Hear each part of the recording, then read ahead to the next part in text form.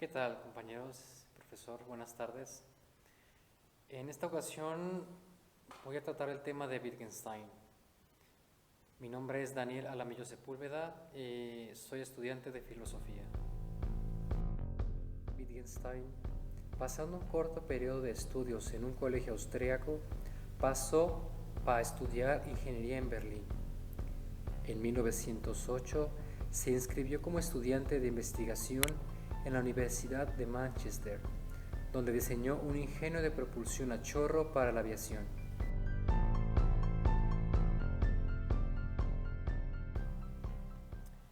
Wittgenstein es un filósofo austriaco del siglo XX. Como saben, nació en 1889 en el seno de una familia acomodada.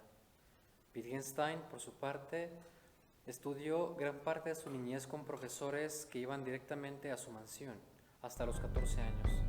El pensamiento de Wittgenstein estuvo fuertemente influenciado por la filosofía analítica, especialmente la filosofía de Gottlob Frege.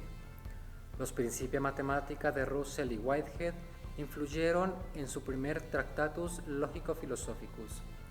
El mundo como voluntad y como representación de Schopenhauer fueron los primeros libros de filosofía que lo atrajeron. Tras finalizar un periodo de estudios en Manchester, regresó a Austria y se reunió con el filósofo Gottlob Frege en Jena. Ahí, por su consejo, fue a estudiar a Cambridge con Russell. Hizo amistad con el filósofo G. E. Moore y el economista Keynes. Después de 5 periodos de estudio en Cambridge, se construyó una cabaña en casi total aislamiento en los fiordos noruegos, en donde permaneció hasta el estallido de la Primera Guerra Mundial en 1914. Durante la Primera Guerra Mundial se alistó como voluntario en la artillería austríaca y en 1918 fue capturado por el ejército italiano y hecho prisionero por más de un año, en el cual escribió el Tractatus Logico-Philosophicus y mediante el apoyo de su amigo Keynes logró enviarle una copia a Russell. Para comprender mejor el pensamiento de Wittgenstein es necesario situarlo en su contexto histórico. Recordemos que él vivió la Primera y la Segunda Guerra Mundial. También estudió en Cambridge, estuvo un tiempo en Noruega, en Rusia y, claro, en Austria. Es importante no desconectarlo de su contexto, recordando que siempre todos sus pensamientos filosóficos son un resultado de su contexto y el pensamiento que se fraguaba en aquellos tiempos. Cuando aún se encontraba el joven Wittgenstein en su cabaña en Noruega, escribió en algunas notas personales que la filosofía no da descripciones de la realidad y no puede ni confirmar ni refutar las investigaciones científicas. Afirmaba que su misión fundamental era la de enseñar la forma lógica de las proposiciones. En 1919, tras su liberación, Wittgenstein se reunió con Russell en Holanda para discutir el tratado, mismo que fue publicado en su versión final en alemán en 1921 y posteriormente en versión bilingüe alemán-inglés con una introducción de Russell. Wittgenstein nunca estuvo totalmente de acuerdo con la introducción que Russell puso en la segunda edición. Esto ya que él alegaba que Russell no había comprendido aún el significado del Tractatus. El Tractatus Logico-Philosophicus de Wittgenstein fue la única obra que se publicó en vida de este mismo autor. La mayor parte de su libro habla de la naturaleza del lenguaje y de la relación de éste con el mundo. Su principal teoría consiste en afirmar que el lenguaje consta de proposiciones que pintan el mundo. Las proposiciones son las expresiones perceptibles de pensamientos, y los pensamientos son pinturas lógicas de los hechos.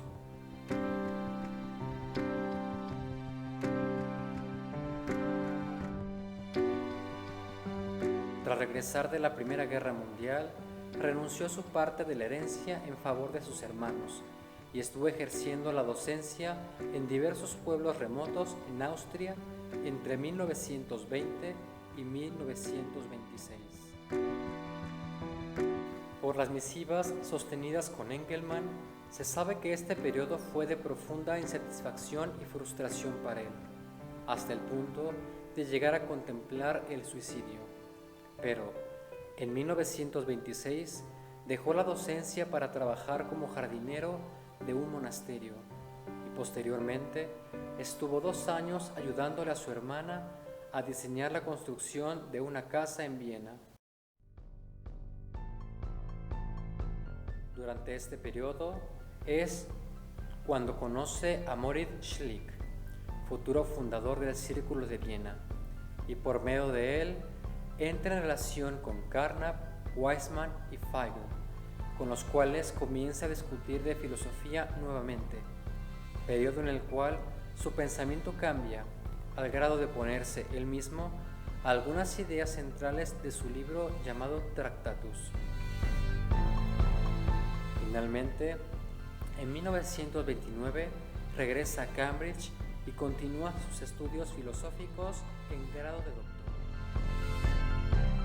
Durante unas vacaciones, Wittgenstein regresa a Viena y retoma contacto con sus antiguos amigos, colegas filosóficos, que ahora habían fundado el famoso Círculo de Viena, pero siempre se mantuvo al margen de participar en dicha sociedad.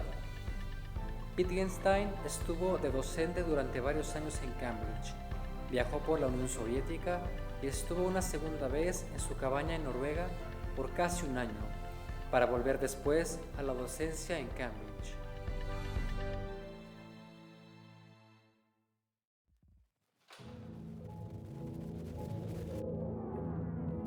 Cuando Alemania se anexionó a Austria, Wittgenstein se hizo ciudadano británico y en el decurso de la Segunda Guerra Mundial apoyó como enfermero en diversos hospitales en Londres. Al finalizar la Segunda Guerra Mundial, se reintegró a la docencia, pero solo por 2 años, pues consideraba dicha actividad como una muerte en vida. Posteriormente se trasladó a Irlanda, donde escribía sobre temas filosóficos, alejado de la docencia. En 1949 visitó América tras la invitación de un amigo suyo, en donde continuaba discutiendo y escribiendo de temas filosóficos.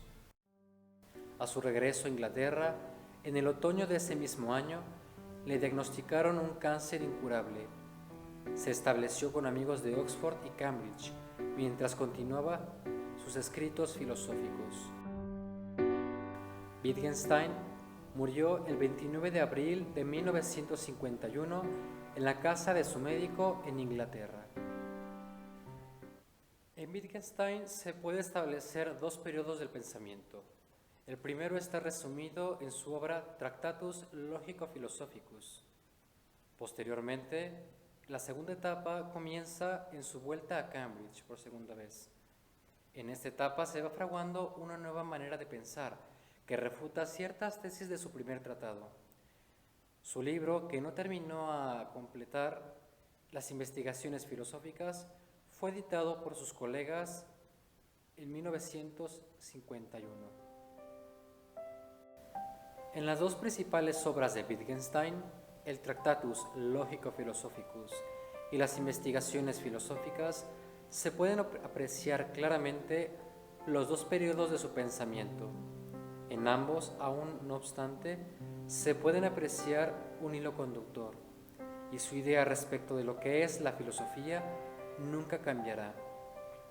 Una frase donde explica la razón de la complejidad de la filosofía versa así: la complejidad de la filosofía no reside en su tema, sino en lo enredado de nuestra comprensión.